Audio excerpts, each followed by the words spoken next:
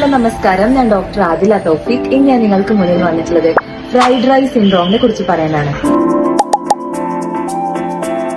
നമ്മൾ കുറെ കാലമായിട്ട് കേൾക്കുന്നതാണല്ലേ ഫ്രൈഡ് റൈസ്, പാസ്ത, നൂഡിൽസ്.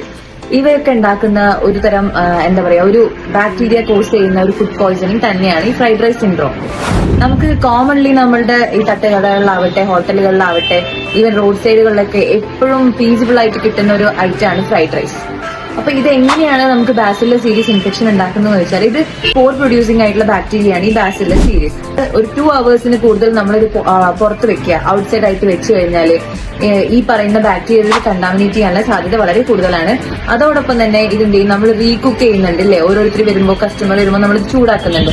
ഈ ചൂടാക്കുമ്പോഴൊന്നും ഇതിനകത്ത് അടങ്ങിയിട്ടുള്ള ഈ സ്പോർട്സ് നശിച്ചു പോകുന്നില്ല. അതുകൊണ്ട് തന്നെ നമുക്ക് പെട്ടെന്ന് ഈ ഒരു ഫുഡ് പോയ്സണിങ് വരാനുള്ള സാധ്യത വളരെ കൂടുതലാണ്.